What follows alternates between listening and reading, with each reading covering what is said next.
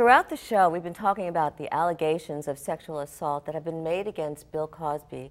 And while he has not been charged with any of these allegations, it's hard not to think about the millions of women that have at one time or another been a victim of rape. Here to talk about the repercussions of sexual assault is the award-winning author and psychotherapist of The Year After, Ashley Warner. Welcome, Ashley. How are you? Hi, Joanne. Thank you for having me. It's a pleasure to be here. It's my pleasure. Yeah. You actually wrote this book, and it is your memoir. So you, at the age of 24, you were actually a victim of sexual assault. That's and right. it hasn't been an easy journey, and it's a very moving book. Tell us what happens to somebody that has been assaulted. What are the responses or the reactions? First, on a short-term basis, and then for the long term. Right. Yeah, I was raped when I was, like you said, 24 years old. I was assaulted by a stranger who had been hiding in my apartment building.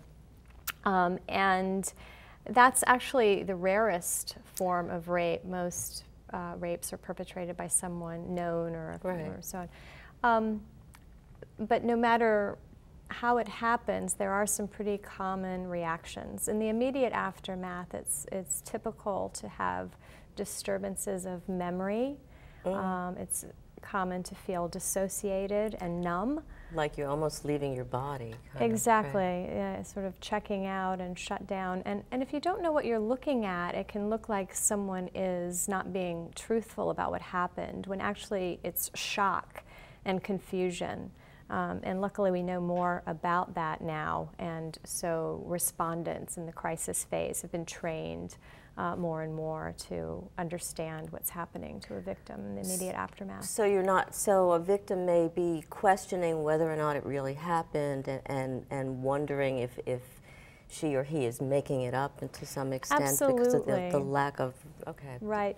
I the mean, trauma. in my case, it was as clear-cut as a case can be. It was a stranger who, jumped from behind the stairs. And even so, I recognize, firsthand how confusing it is. You're trying to make sense of something that absolutely makes no sense. Right. And so in the, again, in the most clear-cut of cases, you're still questioning it. It still doesn't make sense. So obviously, if it's someone that you know who committed a crime like this, it can be even more confusing. And if drugs or alcohol are involved, that can serve to add to the confusion. Right. Again, you're not sure if you're making it up or if it really happened, or if in some way you're distorting the truth. Why is it, Ashley, that so few people come forth after being sexually raped? There are a lot of reasons that might prevent someone to come forward. Some of the more common reasons are a fear of having your intimate, private life exposed publicly. That actually is cited as the most frequent reason that people don't come forward these days. And, while it's true that if a case does go to trial that a victim might have to testify, well, unfortunately, very few go to trial. But there's protections now that victims don't have to reveal a lot of their, are not, there's laws preventing an intrusive investigation into someone's private sexual life, for example, and that offers protections. Well, because years ago, it was as though the victim, were you leading this person on? Did you do something in some way to make this person seem that you wanted to be sexually not necessarily raped, but to have some kind of sexual encounter? Right. The Violence Against Women Act of 1994 helped us a lot with being able to have the resources to research and learn more about sexual violence and combat some of those myths. Which is good, because it's important. Absolutely. Now, what about having that being sexually assaulted by someone high profile? What are those ramifications, and what happens in the psyche of someone that's been sexually assaulted? Well, I think what happens is that the reasons that really are present for anyone who's been sexually assaulted are just exaggerated exponentially when it's a case that has the spotlight on it. you know, the fear of having your private life exposed, while there are protections in a court of law against your private life being revealed. No such protections exist in the court of public opinion.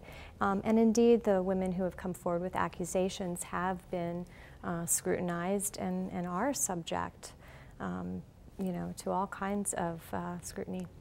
What happens, like we talked about some of the short term, now it's been hot. This particular incident is behind you. You wrote the book as a mechanism, a way of healing. Where are you now with it?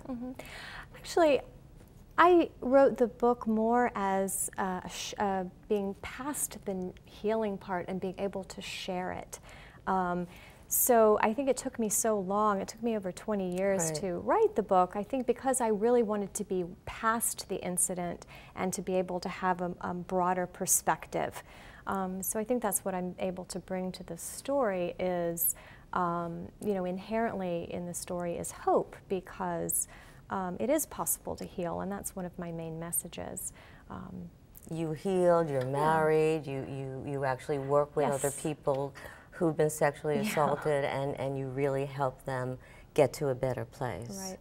You know, when I went back to school to become a therapist, I coincidentally, through no action or, you know, on my own, I was assigned to a sexual assault treatment center, and it turned out really well. That was important. Thanks so much for being here, and thanks so much for the memoir. Thank you so much for having me. My pleasure. Power Your Life will be right back and find out what's hot for next week.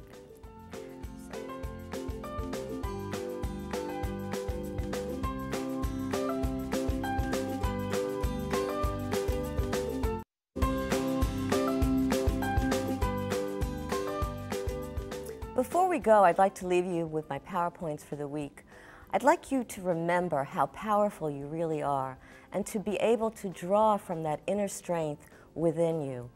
Don't let anyone, anywhere, deter you from recognizing what your values are and what's really right for you, and make sure that you stand tall with your own truths. Thanks for being with us today. Next time, we're going to take a look at the book and the movie 50 Shades of Grey that has so many women and men of all ages fired up. We have a jam-packed show of professional matchmakers, love and sex experts with advice on finding the one and tips on how you can turn a 50 Shades of Grey fantasy into your reality.